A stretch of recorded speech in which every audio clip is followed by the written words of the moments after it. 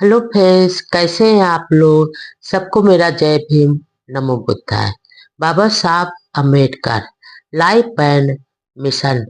बाबा साहब जी सभा में विद्या संबंधी समस्या के बारे में कहा कि शिक्षा एक दुधारी तलवार है जिसे चलाना खतरनाक हो सकता है।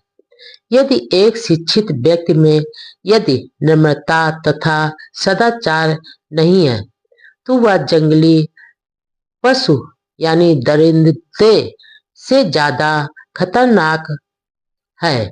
यदि पढ़े लिखे गरीब सॉरी व्यक्ति की शिक्षा गरीब जनता की भलाई के कोई काम नहीं आए तो ऐसा व्यक्ति समाज के लिए कलंक है। ऐसे पढ़े लिखे मनुष्य के लिए धिक्कार है। सदाचार शिक्षा से भी ज्यादा जरूरी है। मुझे यह देखकर दुख होता है कि युवा वर्ग धर्म से दूर होता जा रहा है। धर्म अफीम नहीं है। मुझमें जो गुण हैं या मैंने जो शिक्षा ग्रहण की और जिसका लाभ समाज को मिल रहा है, यह सब मुझमें धार्मिक भावना के कारण ही है। मैं धर्म चाहता हूँ, धर्म के नाम पर धोखा व अंधविश्वास नहीं। 19 मार्च 1938 को मनमाड़ से बंबई लौटते समय बाबा साहब के मित्र व विविध व्रत अखबार के संपादक रामभाऊ तटनिस की अध्यक्षता में ताड़वाड़ी में एक सम्मान समारोह आयोजित किया गया, जिसमें उन्हें एक थैली भेंट की। इस अवसर पर बाबा साहब जी ने लोगों से अपील की कि वे लेबर पार्टी से जुड़कर किसान, मजदूर व गरीब के हितों के संघर्ष में भागीदार बने। बंबई विधानसभा में 15 में से 13 सीटें जीतने की सफलता से उत्साहित बाबा साहब ने नगर पालिका चुनाव की ओर ध्यान दिया। इस्लामपुर में अपने भाषण में अपनी पार्टी के उम्मीदवारों को जिताने की अपील की। भाषण में उन्होंने कहा कि मराठा लोग कांग्रेस के छलावे में ना आए और अलग दल बनाए, क्योंकि कांग्रेस में सेठ जी यानी बनिया और भट्ट जी यानी ब्राह्मण का ही कब्जा है। इसलिए वहाँ गरीब किसान के कल्याण की उम्मीद करना बेकार है। लौटते समय सतारा और पुणे होकर वह बंबई आए। इसी महीने बंबई विधानसभा में प्राइमरी शिक्षा संशोधन संबंधी एक महत्वपूर्ण बिल पेश हुआ। इस बिल पर बहस करते हुए बाबा साहब जी अम्बेडकर और गृह मंत्री कन्हैयालाल मुंशी के बीच तीखी झड़प हुई। डॉक्टर अम्बेडकर जी ने उस समय गांधी जी की वर्धा शिक्षा पद्धति नीति का कड़ा विरोध किया। शिक्षा व कानून के ज्ञाता डॉक्टर अम्बेडकर जी के आगे मुंशी क्या टिक पाते। दोनों के बीच तेज तकरार हुई। उस समय doctor Ambedkar ji Bombay law college में प्रिंसिपल थे। पंढरपुर के बाद वे सोलापुर में मातंग समाज के एक सम्मेलन में गए। 4 जनवरी 1938 के सोलापुर नगर पालिका में बाबा साहब को मानपत्र भेंट किया। डॉक्टर पीबी मुल्ले ने सम्मान पत्र पढ़ा। इस समारोह में उन्होंने संसदीय जनतंत्र पर जो विचार व्यक्त किया वे आज भी प्रासंगिक हैं। उन्होंने कहा, आज देश में जो राजनीतिक हालात बने हैं उसके साथ लोगों में यह स्वभाव भी बना है कि वे सिर्फ कांग्रेस पार्टी को ही मान सम्मान देकर मानते हैं। मैं इस बात में विश्वास नहीं रखता कि लोकतंत्र हर प्रकार की परिस्थितियों और दावों में लागू रखा जा सकता है। आज के हालात को देखते हुए भारत के लिए प्रजातंत्र प्रणाली सरकार के लिए सबसे अनुचित प्रणाली है। यहाँ थोड़े समय के लिए किसी भी कीमत पर भारत को एक दृढ़ व ज्ञानवान शासक की जरूरत है। उन्होंने आगे कहा, इस देश में लोकतंत्र है, लेकिन ऐसा लोकतंत्र जो अपनी बुद्धि से काम नहीं ले रहा है। उसने अपने हाथ पांव एक ही पार्टी के साथ बंधवा दिए हैं या इस पार्टी की विचारधारा व कर्तव्य को पूरा करने को तैयार नहीं है।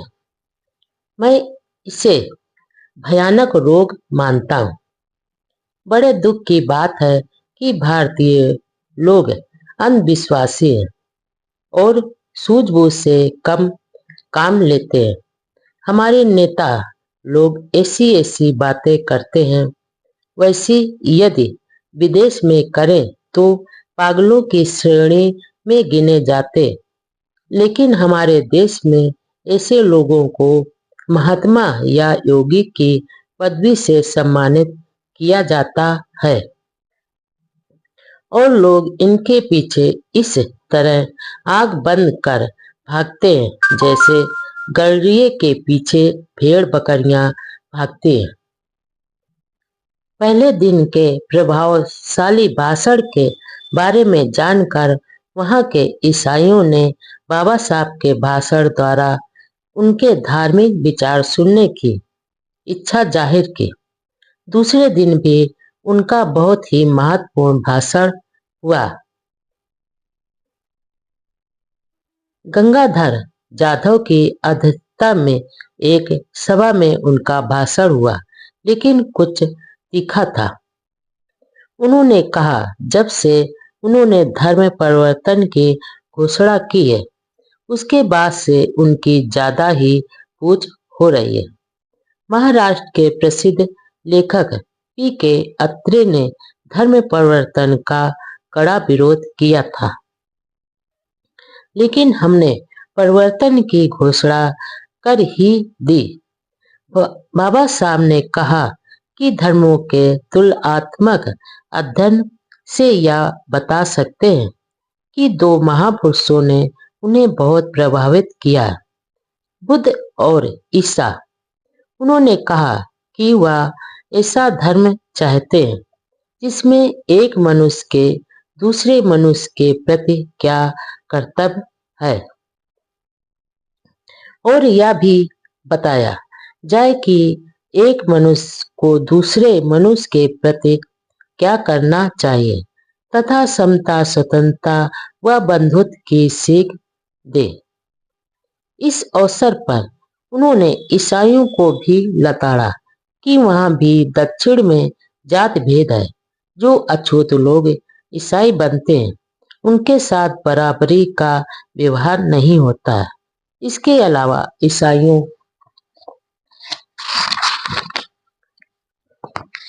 ने सामाजिक अन्याय के खिलाफ कोई संघर्ष नहीं किया।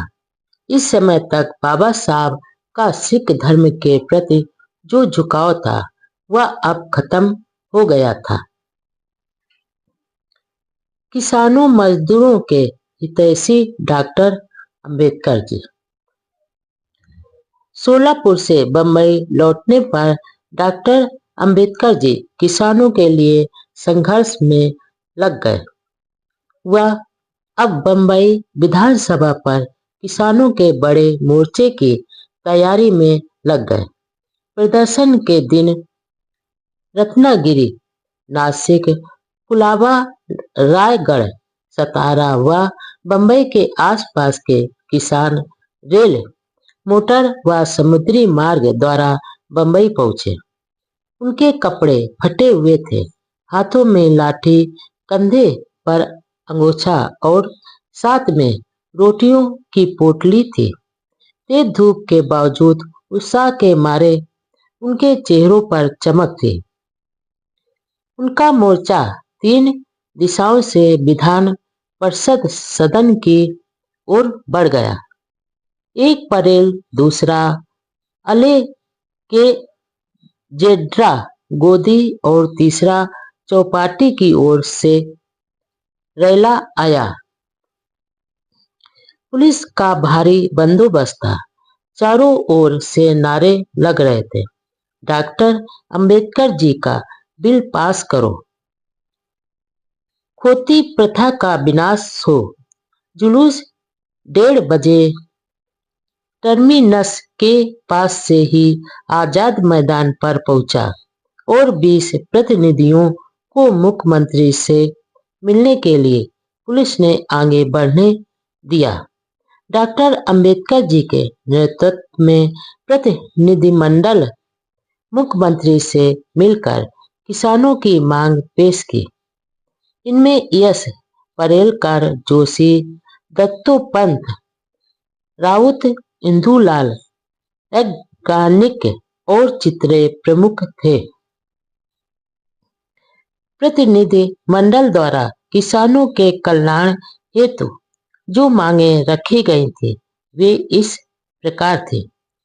खेतिहर मजदूरों की न्यूनतम मजदूरी तय हो, लगान की तरह ठेका राशि भी माफ हो, खोती प्रथा बंद हो, रजवाड़ा शाही समाप्त हो, छोटे किसानों के लिए नहर के पानी की दरें आधी हो।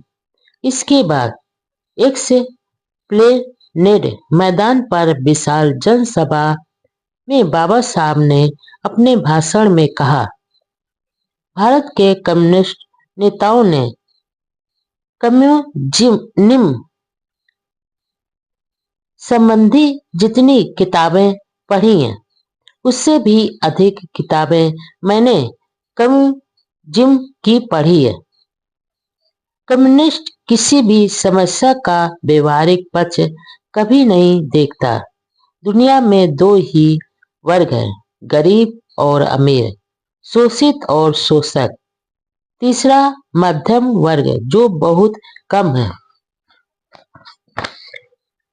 किसानों की गरीबी का कारण ये अमीर लुटेरे ही है जो गरीब मेहनत का किसान मजदूर का शोषण करते हैं और शोषक इसलिए अमीर है। बाबा साहब ने कहा कि किसानों व मजदूरों को बिना जात पात के भेद में एक मजबूत संगठन कायम रखना चाहिए और विधानसभाओं में अपने सही हितैषी व हमदर्दी को चुनकर भेजना चाहिए। यदि वे ऐसा करेंगे तो ही वे लोग अपने समाज व देश के लिए भरपूर अन्न पैदा कर सकेंगे और करोड़ों गज कपड़ा बुन सकेंगे। ऐसा करने पर ही आप ना गरीब रहेंगे ना भूखे नंगे। इस सभा के बाद किसानों मजदूरों में डॉक्टर अंबेडकर जी के प्रति सम्मान बढ़ गया, लेकिन दूसरी ओर विरोधियों की चिंता बढ़ गई कि डॉक्टर अंबेडकर जी अब अछूतों के साथ किसानों मजदूरों के भी नेता बनकर उभर रहे। दरअसल इस वर्ग के असली हितैषी तो डॉक्टर अंबेडकर ही थे, लेकिन देशवासी उनके ऐसे नेतृत्व का लाभ नहीं ले पाया। बाबा साहब की राजनीतिक जीत के बाद हालात बदलते जा रहे थे। जिस गांधी जी को कांग्रेस अपनी माए बाप मानती थी, अब कांग्रेस में ही गांधी जी के खिलाफ बगावत शुरू हो गई। KF नरीमन जो ऑल इंडिया कांग्रेस के 1930 से 1933 तक सदस्य रह चुके थे, ने यह सुझाव दिया कि गांधी जी के सत्य व अहिंसा की जगह शब्द सत्य मई व वैध साधन रखे जाए, लेकिन उनका सुझाव नहीं माना गया। फिर उन्होंने घोषणा की कि वह गांधी जी के किसी भी मोर्चे में शामिल नहीं होंगे। एक ओर नरीमन का विरोध तो दूसरी ओर नेहरू व गांधी के बीच भी वैचारिक टकराव पैदा हो गया। नेहरू ने तो यहाँ तक कह डाला कि गांधी जी कभी कभार तो सैद्धांतिक दृष्टि से काफी पिछड़े नजर आते हैं। जो कुछ वह कहते हैं वह आधुनिक मनोवैज्ञानिक अनुभव व तरीकों से बिल्कुल मेल नहीं रखता। ऐसे में राजनीतिक तौर पर गांधी जी के साथ कैसे मेल मिलाप कर सकते हैं और उनके विचारों की वकालत कर सकते हैं। गांधी जी की आलोचना करने वाले नेहरू को जब गांधी जी पुचकारते थे तो नेहरू अपनी सारी शिकायतें भूलकर शांत हो जाते थे।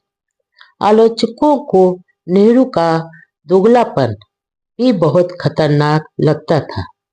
पहले कांग्रेसी कहते थे कि वे विधानसभा में शामिल नहीं होंगे, लेकिन बाद में ब्रिटिश सरकार के अधीन ही सत्ता की कुर्सी पर बैठने के लिए उतावले हो गए।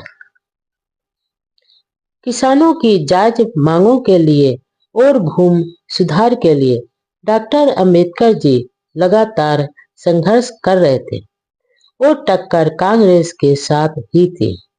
किसानों के साथ बाबा साहब जी ने रेल मजदूरों को भी संगठित करने की ओर ध्यान दिया। महाराष्ट्र के मनमाड़ में 12-13 फरवरी 1938 को एक बहुत बड़ी सभा आयोजित की गई, जिसमें लगभग 20,000 रेल मजदूरों ने भाग लिया।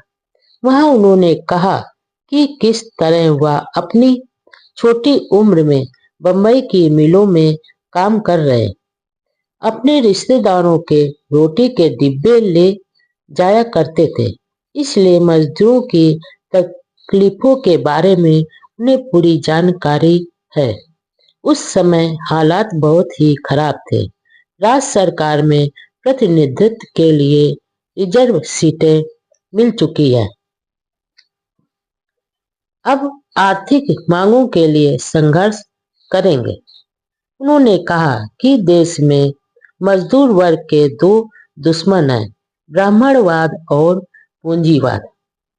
ब्राह्मणवाद का विरोध करना ब्राह्मण जात का विरोध नहीं है, बल्कि या तो समता, स्वतंत्रता व बंधुत्व की भावना का विरोध करने वाली मानसिकता है, जो सभी वर्गों में मौजूद है, अकेले ब्राह्मणों तक ही सीमित नहीं है। हाँ, ब्राह्मण इस मानसिकता के जन्मदाता हैं। 17 फरवरी 1937 को चुनाव हुआ। इसमें डॉक्टर अंबेडकर जी की लेबर पार्टी के 17 में से 15 उम्मीदवार चुनाव जीत गए। बाबा साहब भारी वोटों से जीते थे और के बालू की पराजय हुई। कांग्रेस की सारी मेहनत पर पानी फिर गया। दलितों के लिए सुरक्षित 15 सीटों में से कांग्रेस केवल 2 सीटें ही जीत सकी थी। इस चुनाव में उन अछूत नेताओं के खिलाफ भी कांग्रेस ने जमकर प्रचार किया, जिन्होंने पूना पैक्ट पर हस्ताक्षर किए थे। 17 में से 15 उम्मीदवारों की जीत से महाराष्ट्र के दलितों में खुशी की लहर दौड़ गई। इंडिपेंडेंट लेबर पार्टी की यह शानदार जीत थी। इसी समय एक अन्य सफलता ने भी बाबा साहब जी व उनके अनुयायियों को खुशियां दिलाई।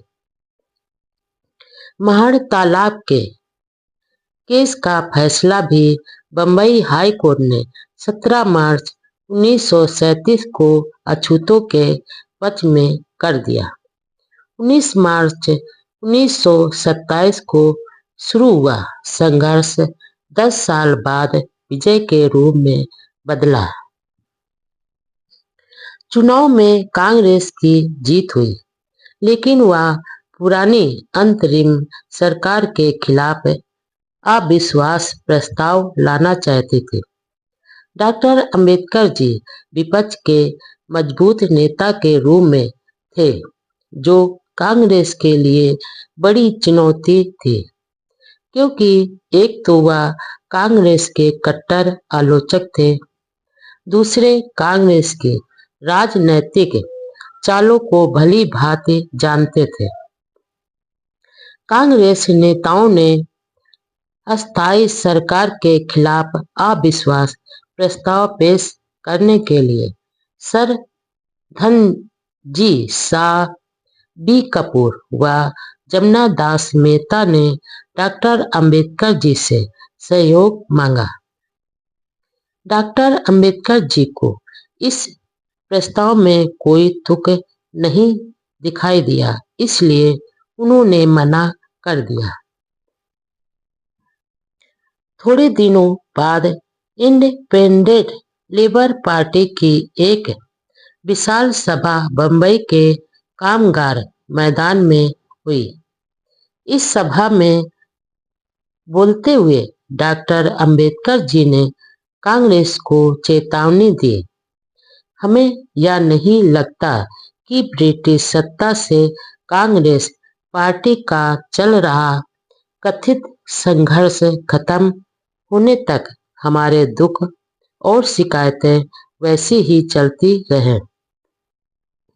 अपने भाषण में कांग्रेस के जवाहरलाल नेहरू की उस सोच की कड़ी निंदा की, जिसके कारण उन्होंने अपने नौकर हरीफ को दलित वर्ग के नामी उम्मीदवार के सामने खड़ा कर दिया और उस अछूत नौकर को जितवा भी दिया।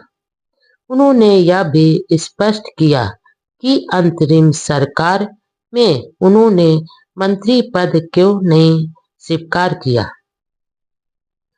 उन्होंने बताया कि ऐसे मंत्रिमंडल में मंत्री बनने का क्या औचित्य था, जो अल्पमत में हो और अधिक समय तक चलने वाला नहीं हो। बंबई विधानसभा। डॉक्टर अंबेडकर जी ने हरिजन शब्द का विरोध किया।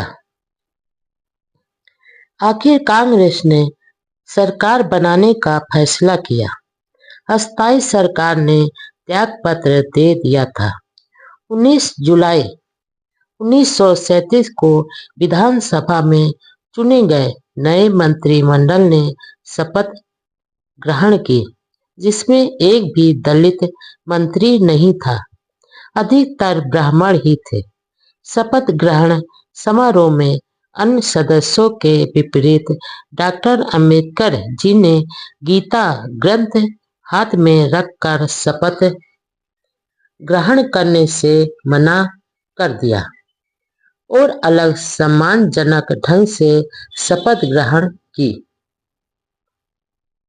उस समय की विधान सभाओं में बंबई विधानसभा के सदस्य डॉक्टर अंबेडकर जी और जमना दास मेहता, जो विरोध पक्ष में थे, देश भर के श्रेष्ठ विधायकों में गिने गए थे।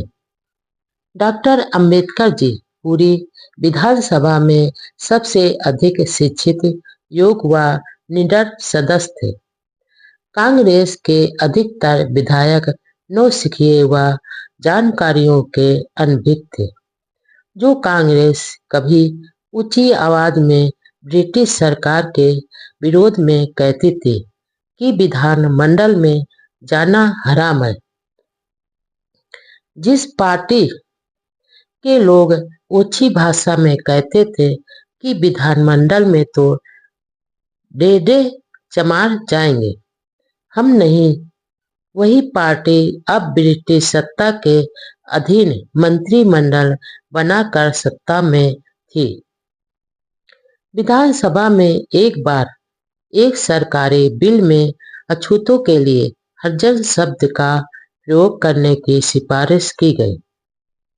उसका विरोध नासिक के दलित नेता डॉक्टर बाबा साहब गायकवाड़ और डॉक्टर अंबेडकर जी ने किया। अछूत सदस्यों का बहुमत हरिजन शब्द के खिलाफ होने के बावजूद सवर्ण हिंदुओं के बहुमत के आधार पर हरिजन शब्द उनके मत्थे मढ़ दिया गया। दादा साहब गायकवाड़ का यह तर्क था कि यदि अछूत लोग ईश्वर के जन हैं तो क्या सवर्ण हिंदू किसी दानव से संबंधित है। डॉक्टर अंबेडकर जी ने कहा कि इस समय मैं कोई अच्छा शब्द सुझाने की स्थिति में नहीं हूँ। इस पर मिल बैठकर विचार कर लेंगे। लेकिन उनकी कांग्रेस सरकार ने नहीं सुनी। दरअसल बाबा साहब को हरिजन शब्द में पाखंड की बू आती थी। जब डॉक्टर अंबेडकर जी के निवेदन पर ध्यान नहीं दिया तो उनकी पार्टी के सदस्यों ने विरोध करने के लिए वॉक आउट किया। इस शब्द के प्रयोग पर प्रतिबंध की मांग बाद में भी बार बार उठती रही। आखिर एक अम्बेडकरवादी कार्यकर्ता माननीय रतनलाल कैन के प्रयासों से केंद्र सरकार के गृह मंत्रालय ने 16 अगस्त 1990 के द्वारा हरिजन व गिरिजन शब्द का सरकारी कामकाज में प्रयोग करने पर रोक लगाई। महाराष्ट्र के गांव में ज्यादातर महार अछूत लोग सरकारी चौकीदारी का काम करते थे, जिसके बदले में उन्हें बथनी जमीन मिली थी, लेकिन उस पर उनका कोई अधिकार नहीं था। जमीन के छोटे टुकड़े होने से उस पर पैदावार नहीं के बराबर होती थी, जबकि सरकारी चौकीदार के रूप में उनके रात दिन गुलामों की तरह काम लिया जाता था। इसलिए डॉक्टर अंबेडकर जी ने इस बथनी जमीन प्रथा को खत्म कर खेत जोतने वालों का भूमि पर अधिकार हो, इस आशय का बिल विधानसभा में पेश किया। लेकिन कांग्रेस सरकार का समर्थन न मिलने के कारण बिल पास नहीं हो सका। इसके बाद कोंकण क्षेत्र की खोती प्रथा, जो जमींदारी प्रथा जैसी थी, उसे भी खत्म करने के लिए डॉक्टर अंबेडकर जी ने बिल पेश किया। इसके लिए महाराष्ट्र के कई जिलों में संपर्क कर मजदूर किसानों का मोर्चा कौंसिल हॉल पर भी निकाला। लेकिन कांग्रेस यह कतई नहीं चाहती थी कि डॉक्टर अंबेडकर जी का कोई कार्यक्रम सफल हो। हालांकि दोनों बिल मजदूर किसानों की रोजी रोटी से जुड़े थे, लेकिन कांग्रेस नेताओं को इसकी बिल्कुल चिंता नहीं थी। 31 जुलाई 1937 को डॉक्टर अंबेडकर जी एक मुकदमे में के सिलसिले के दुलिया गए 40 गांव स्टेशन पर उनका जोरदार स्वागत किया गया। डॉक्टर अंबेडकर जी कौन है? डॉक्टर अंबेडकर जी हमारे राजा हैं के नारों से आसमान गूंज उठा।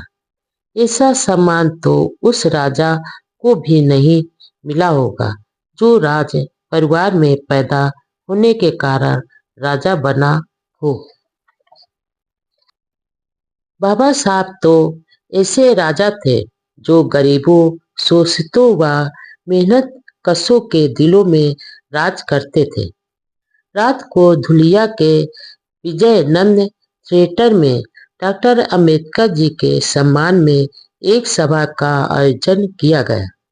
वहां उन्होंने हमें यह बात अच्छी तरह ध्यान में रखनी चाहिए कि अछूतों के कारण के प्रति कल्याण के प्रति ध्यान न देने वाले अंग्रेजों की जगह अब सामाजिक जीवन में अत्याचार करने वाले लोगों ने सत्ता पर कब्जा कर लिया है, जो कांग्रेस से है। अब सावधान रहने की जरूरत है। हर मंत्रिमंडल में ब्राह्मण नेता है। इसमें दलितों के लिए कोई स्थान नहीं है। कांग्रेस पार्टी मंत्रिमंडल द्वारा ब्राह्मणवाद को घुसा रही है। मेहनत कश मजदूरों के चहेते नेता बने डॉक्टर अंबेडकर जी। औद्योगिक विवाद बिल के अनुसार मजदूरों के हड़ताल करने के अधिकार को कुछ परिस्थितियों में अवैध या जुर्म घोषित करने का अधिकार सरकार को मिला हुआ था। इसके खिलाफ डॉक्टर अंबेडकर जी के लेबर पार्टी और बंबई प्रांतीय ट्रेड यूनियन कांग्रेस ने 7 नवंबर 1938 को बंबई व अन्य शहरों की मिलों में एक दिन की हड़ताल करने की घोषणा की। सरकारी विरोध के बावजूद हड़ताल सफल रही। महाराष्ट्र के गांव में ज्यादातर महार अछूत लोग सरकारी चौकीदारी का काम करते थे, जिसके बदले में उन्हें बथनी जमीन मिली थी, लेकिन उस पर उनका कोई अधिकार नहीं था। जमीन के छोटे टुकड़े होने से उस पर पैदावार नहीं के बराबर होती थी, जबकि सरकारी चौकीदार के रूप में उनके रात दिन गुलामों की तरह काम लिया जाता था। इसलिए डॉक्टर अंबेडकर जी ने इस बतनी जमीन प्रथा को खत्म कर खेत जोतने वालों का भूमि पर अधिकार हो, इस आशय का बिल विधानसभा में पेश किया, लेकिन कांग्रेस सरकार का समर्थन न मिलने के कारण बिल पास नहीं हो सका। इसके बाद कोकण क्षेत्र की खोती प्रथा, जो जमींदारी प्रथा जैसी थी, उसे भी खत्म करने के लिए डॉक्टर अंबेडकर जी ने बिल पेश किया। इसके लिए महाराष्ट्र के कई जिलों में संपर्क कर मजदूर किसानों का मोर्चा कौंसिल हॉल पर भी निकाला, लेकिन कांग्रेस यह कतई नहीं चाहती थी कि डॉक्टर अंबेडकर जी का कोई कार्यक्रम सफल हो। हालांकि दोनों बिल मजदूर किसानों की रोजी रोटी से जुड़े थे, लेकिन कांग्रेस नेताओं को इसकी बिल्कुल चिंता नहीं थी। 31 जुलाई 1937 को डॉक्टर अंबेडकर जी एक मुकदमे में के सिलसिले के दुलिया गए। 40 गांव स्टेशन पर उनका जोरदार स्वागत किया गया। डॉक्टर अंबेडकर जी कौन है? डॉक्टर अंबेडकर जी हमारे राजा हैं के नारों से आसमान गूंज उठा। ऐसा सम्मान तो उस राजा को भी नहीं मिला होगा जो राज परिवार में पैदा होने के कारण राजा बना हो।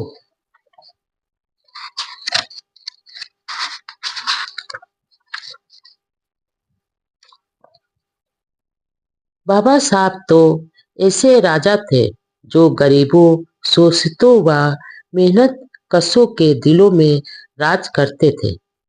रात को धुलिया के विजयनंद थिएटर में डॉक्टर अंबेडकर जी के सम्मान में एक सभा का आयोजन किया गया।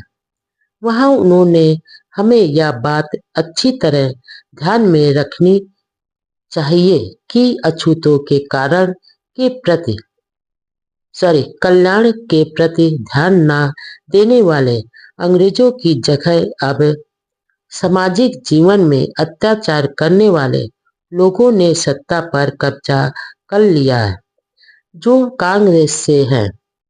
अब सावधान रहने की जरूरत है। हर मंत्रिमंडल में ब्राह्मण नेता हैं। इसमें दलितों के लिए कोई स्थान नहीं है। कांग्रेस पार्टी मंत्रिमंडल द्वारा ब्राह्मणवाद को घुसा रही है।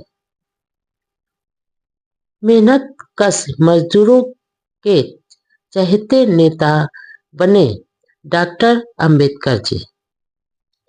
औद्योगिक विवाद बिल के अनुसार मजदूरों के हड़ताल करने के अधिकार को कुछ परिस्थितियों में अवैध या जुर्म घोषित करने का अधिकार सरकार को मिला हुआ था।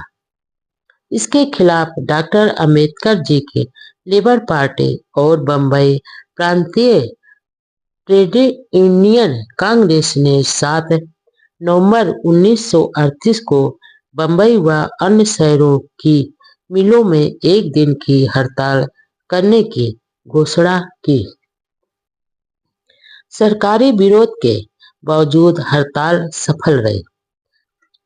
महाराष्ट्र के गांवों में ज्यादातर महार अछूत लोग सरकारी चौकीदारी का काम करते थे, जिसके बदले में उन्हें बतनी जमीन मिली थी, लेकिन उस पर उनका कोई अधिकार नहीं था।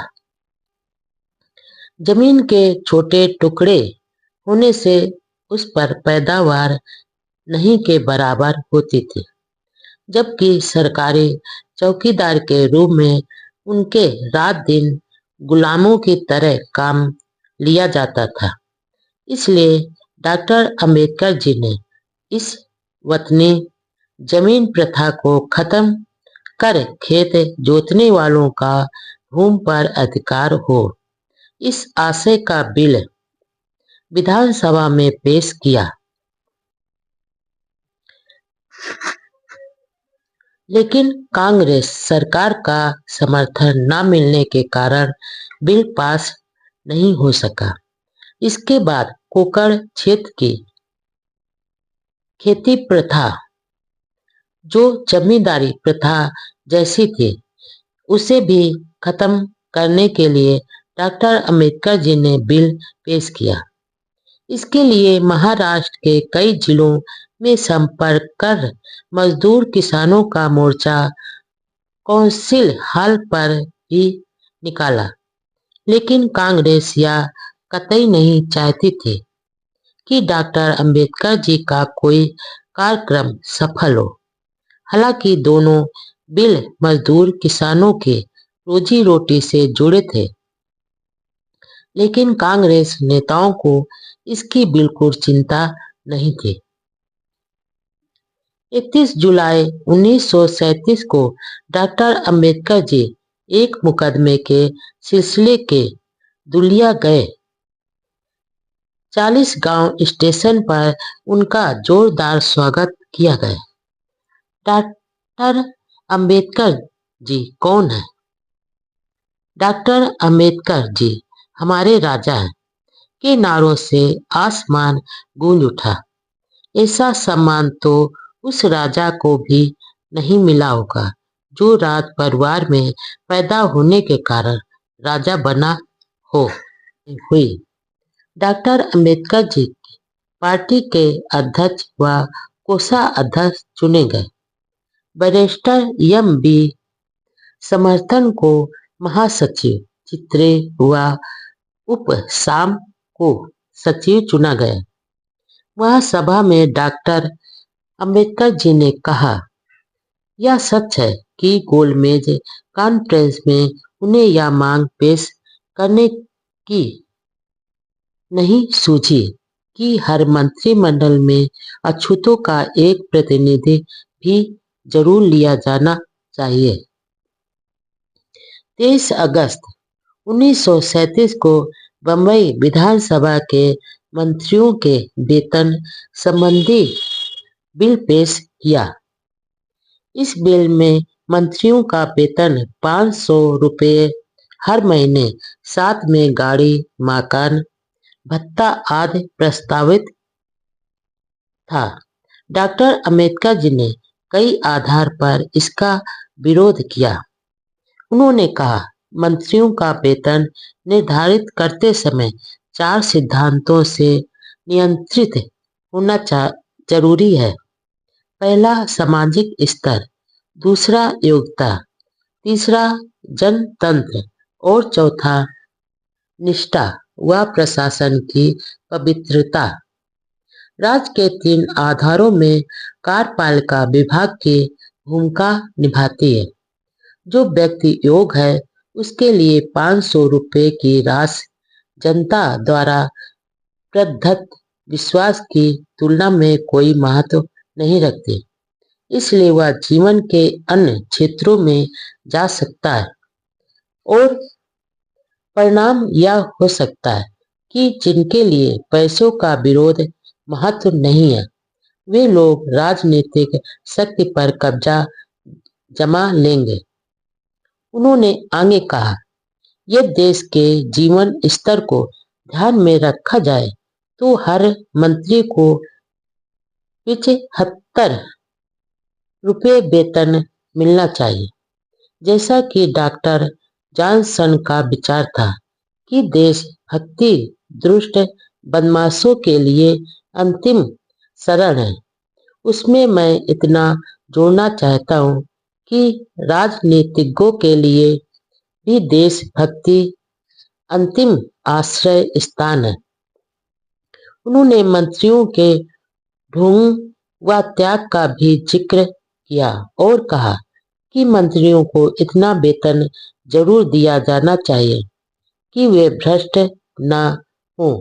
सदन में सदस्य नामदार खेर ने बाबा साहब जी द्वारा ही जा रही निस्वार्थ सेवा की खूब सराहना की। डॉक्टर अंबेडकर जी ने कई बार कहा था कि दलित सेवा राष्ट्र सेवा अथवा देश सेवा ही है। बैलों की तरह कष्ट भोग रहा है किसान। सामाजिक कार्यों के साथ डॉक्टर अंबेडकर जी द्वारा लेबर पार्टी का प्रचार अभियान भी चलता रहता था।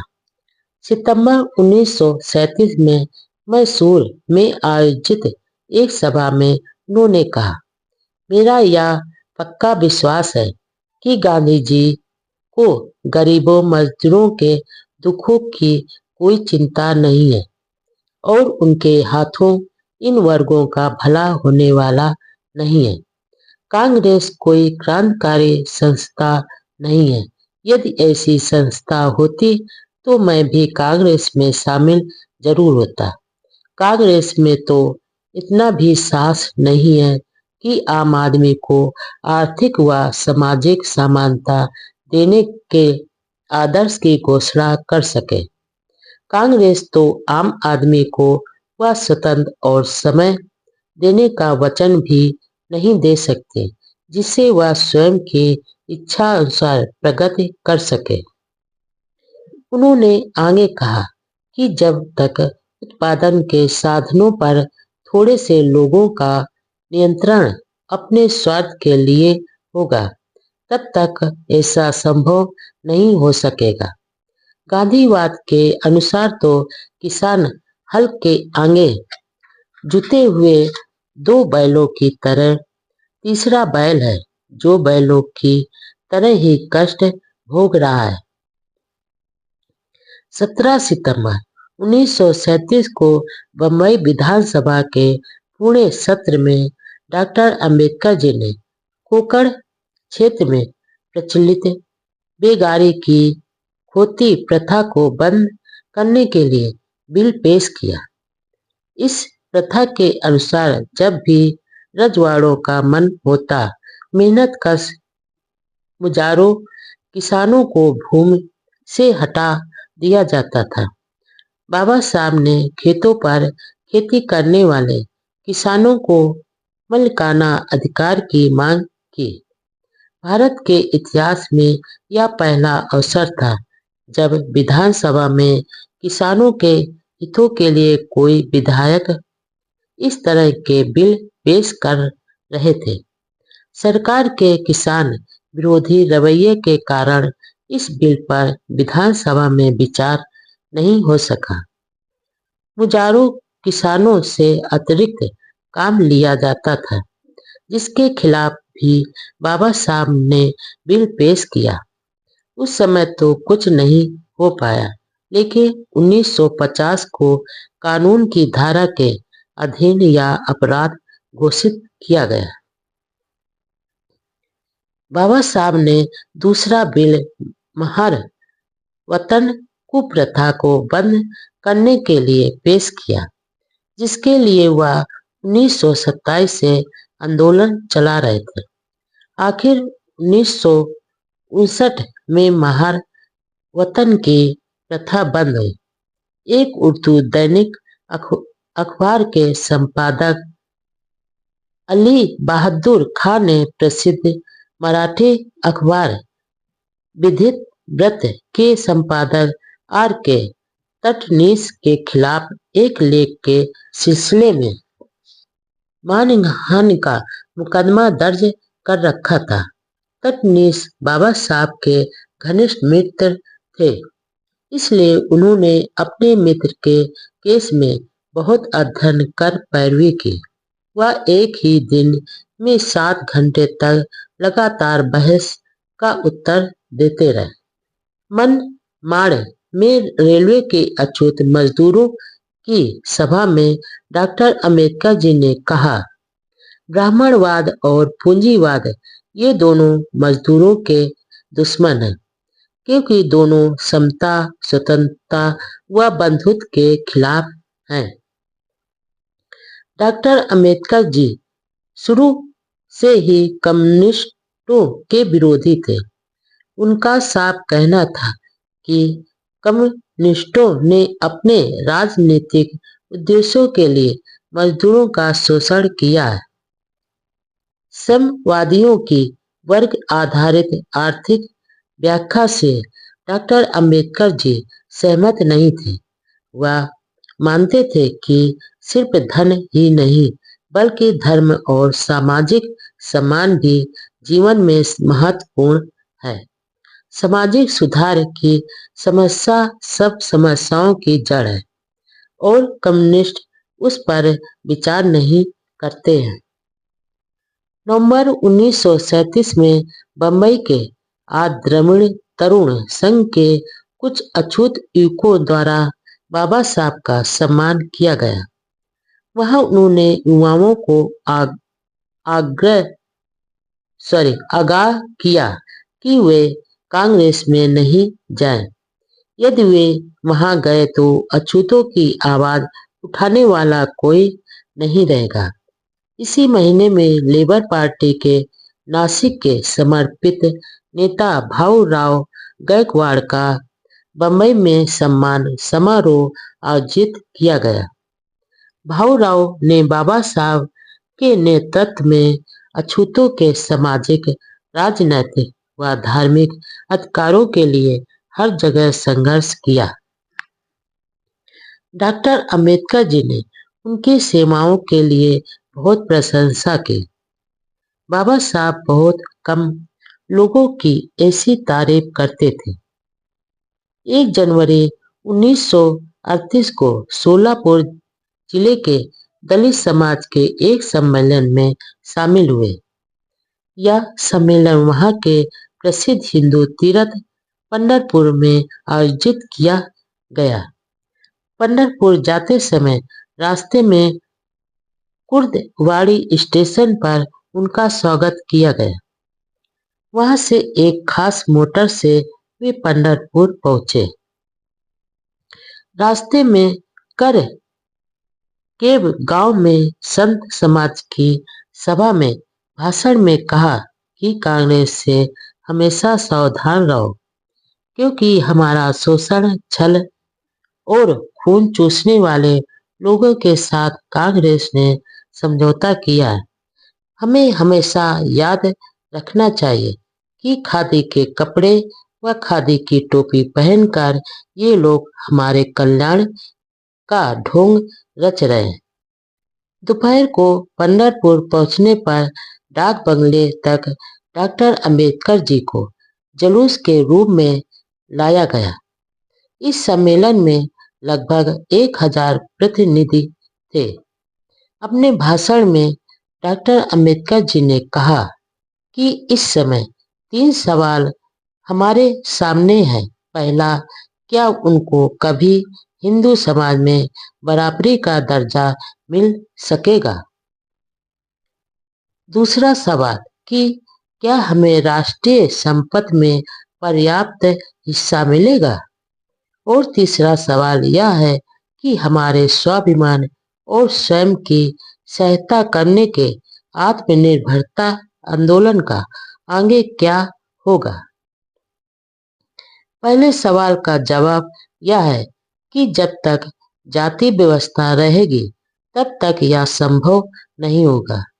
दूसरे सवाल के जवाब में उन्होंने पूंजीवादियों द्वारा शासित कांग्रेस द्वारा पिछड़ों के साथ किए जा रहे व्यवहार की कड़ी निंदा करते हुए बताया कि जब तक कांग्रेस पूंजीपतियों के हाथ में है तब तक गरीब जनता अपने आर्थिक विकास के लिए वर्तमान सरकार पर विश्वास नहीं कर सकते।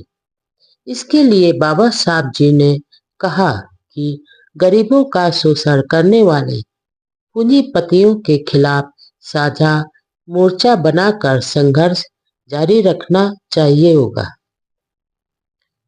उन्होंने कहा कि हमें यह बात ध्यान में रखनी है कि वे इस कदम द्वारा कुछ भी खोने वाले नहीं हैं, जबकि वे सब कुछ प्राप्त कर सकते हैं। बस उन्हें बलिदान के लिए तैयार रहना होगा। मौत के डर से मुक्त होकर शेरों की तरह गरज कर आगे बढ़ना होगा। पंढरपुर के बाद वे सोलापुर में मातंग समाज के एक सम्मेलन में गए। 4 जनवरी 1938 के सोलापुर नगरपालिका में बाबा साहब को मानपत्र भेंट किया। डॉक्टर पीबी मुल्ले ने सम्मान पत्र पढ़ा। इस समारोह में उन्होंने संसदीय जनतंत्र पर जो विचार व्यक्त किया वे आज भी प्रासंगिक हैं। उन्होंने कहा, आज देश में जो राजनीतिक हालात बने हैं उसके साथ लोगों में यह स्वभाव भी बना है कि वे सिर्फ कांग्रेस पार्टी को ही मान सम्मान देकर मानते हैं। मैं इस बात में विश्वास नहीं रखता कि लोकतंत्र हर प्रकार की परिस्थितियों और दावों में लागू रखा जा सकता है। आज के हालात को देखते हुए भारत के लिए प्रजातंत्र प्रणाली सरकार के लिए सबसे अनुचित प्रणाली है। यहाँ थोड़े समय के लिए किसी भी कीमत पर भारत को एक दृढ़ व ज्ञानवान शासक की जरूरत है। उन्होंने आगे कहा, इस देश में लोकतंत्र है, लेकिन ऐसा लोकतंत्र जो अपनी बुद्धि से काम नहीं ले रहा है। उसने अपने हाथ पांव एक ही पार्टी के साथ बंधवा दिए हैं या इस पार्टी की विचारधारा व कर्तव्य को पूरा करने को तैयार नहीं है। मैं इसे भयानक रोग मानता हूँ। बड़े दुख की बात है कि भारतीय लोग अंधविश्वासी हैं और सूझबूझ से कम काम लेते हैं। हमारे नेता लोग ऐसी बातें करते हैं, वैसी यदि विदेश में करें तो पागलों की श्रेणी में गिने जाते। लेकिन हमारे देश में ऐसे लोगों को महात्मा या योगी की पदवी से सम्मानित किया जाता है। और लोग इनके पीछे इस तरह आंख बंद कर भागते हैं जैसे गड़रिये के पीछे भेड़ बकरियां भागती हैं। पहले दिन के प्रभावशाली भाषण के बारे में जानकर वहां के ईसाइयों ने बाबा साहब के भाषण द्वारा उनके धार्मिक विचार सुनने की इच्छा जाहिर की। दूसरे दिन भी उनका बहुत ही महत्वपूर्ण भाषण हुआ। गंगाधर जाधव की अध्यक्षता में एक सभा में उनका भाषण हुआ, लेकिन कुछ तीखा था। उन्होंने कहा, जब से उन्होंने धर्म परिवर्तन की घोषणा की है, उसके बाद से उनकी ज्यादा ही पूछ हो रही है। महाराष्ट्र के प्रसिद्ध लेखक पी.के. अत्रे ने धर्म परिवर्तन का कड़ा विरोध किया था, लेकिन हमने परिवर्तन की घोषणा कर ही दी। बाबा साहब ने कहा कि धर्मों के तुलनात्मक अध्ययन से यह बता सकते हैं कि दो महापुरुषों ने उन्हें बहुत प्रभावित किया, बुद्ध और ईसा। उन्होंने कहा कि वह ऐसा धर्म चाहते हैं जिसमें एक मनुष्य के दूसरे मनुष्य के प्रति क्या कर्तव्य है, और यह भी बताया जाए कि एक मनुष्य को दूसरे मनुष्य के प्रति क्या करना चाहिए तथा समता, स्वतंत्रता व बंधुत्व की सीख दे। इस अवसर पर उन्होंने ईसाइयों को भी लताड़ा कि वहां भी दक्षिण में जात भेद है। जो अछूत लोग ईसाई बनते हैं उनके साथ बराबरी का व्यवहार नहीं होता। इसके पुलिस का भारी बंदोबस्त था। चारों ओर से नारे लग रहे थे, डॉक्टर अंबेडकर जी का बिल पास करो, खोती प्रथा का विनाश हो। जुलूस 1:30 बजे टर्मिनस के पास से ही आजाद मैदान पर पहुंचा और 20 प्रतिनिधियों को मुख्यमंत्री से मिलने के लिए पुलिस ने आगे बढ़ने दिया। डॉक्टर अंबेडकर जी के नेतृत्व में प्रतिनिधिमंडल मुख्यमंत्री से मिलकर किसानों की मांग पेश की। इनमें यश परेलकर, जोशी, दत्तोपंत राउत, इंदुलाल याज्ञनिक और चित्रे प्रमुख थे। प्रतिनिधि मंडल द्वारा किसानों के कल्याण हेतु जो मांगे रखी गई थी वे इस प्रकार थी। खेतिहर मजदूरों की न्यूनतम मजदूरी तय हो, लगान की तरह ठेका राशि भी माफ हो, खोती प्रथा बंद हो, रजवाड़ा शाही समाप्त हो, छोटे किसानों के लिए नहर के पानी की दरें आधी हो। इसके बाद एक से प्लेनेड मैदान पर विशाल जनसभा में बाबा साहब ने अपने भाषण में कहा, भारत के कम्युनिस्ट नेताओं ने कम्युनिज्म संबंधी जितनी किताबें पढ़ी हैं उससे भी अधिक किताबें मैंने कम्युनिज्म की पढ़ी है। कम्युनिस्ट किसी भी समस्या का व्यवहारिक पक्ष कभी नहीं देखता। दुनिया में दो ही वर्ग हैं, गरीब और अमीर, शोषित और शोषक। तीसरा मध्यम वर्ग जो बहुत कम है। किसानों की गरीबी का कारण ये अमीर लुटेरे ही है जो गरीब मेहनत कर किसान मजदूर का शोषण करते हैं और शोषक इसलिए अमीर है। बाबा साहब ने कहा कि किसानों व मजदूरों को बिना जात पात के भेद में एक मजबूत संगठन कायम रखना चाहिए और विधानसभाओं में अपने सही हितैषी व हमदर्दी को चुनकर भेजना चाहिए। यदि वे ऐसा करेंगे तो ही वे लोग अपने समाज व देश के लिए भरपूर अन्न पैदा कर सकेंगे और करोड़ों गज कपड़ा बुन सकेंगे।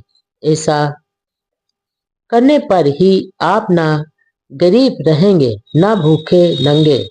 इस सभा के बाद किसानों मजदूरों में डॉक्टर अंबेडकर जी के प्रति सम्मान बढ़ गया, लेकिन दूसरी ओर विरोधियों की चिंता बढ़ गई कि डॉक्टर अंबेडकर जी अब अछूतों के साथ किसानों मजदूरों के भी नेता बनकर उभर रहे।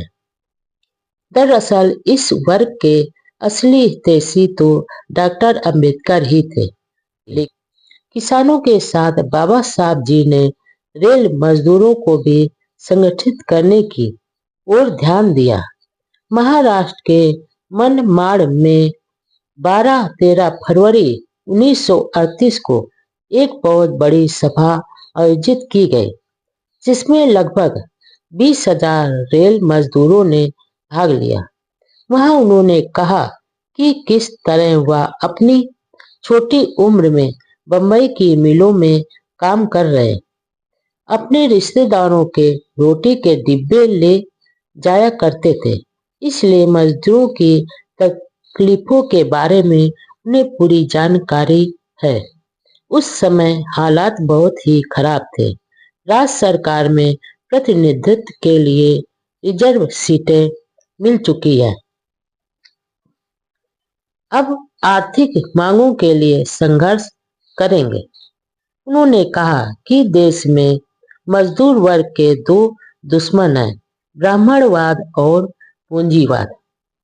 ब्राह्मणवाद का विरोध करना ब्राह्मण जात का विरोध नहीं है, बल्कि या तो समता, स्वतंत्रता व बंधुत्व की भावना का विरोध करने वाली मानसिकता है, जो सभी वर्गों में मौजूद है, अकेले ब्राह्मणों तक ही सीमित नहीं है।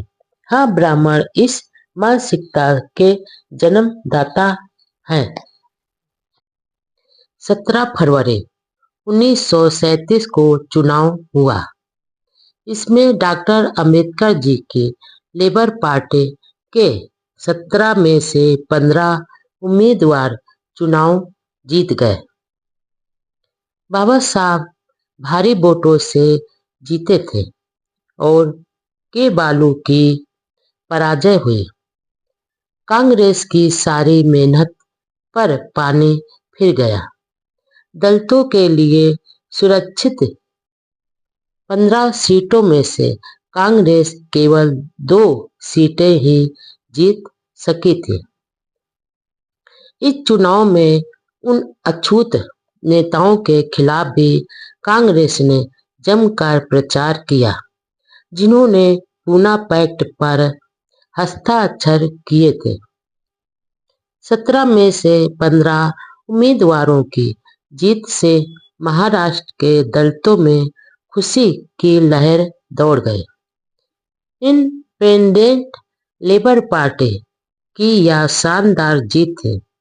इसी समय एक अन्य सफलता ने भी बाबा साहब जी व उनके अनुयायियों को खुशियां दिलाई।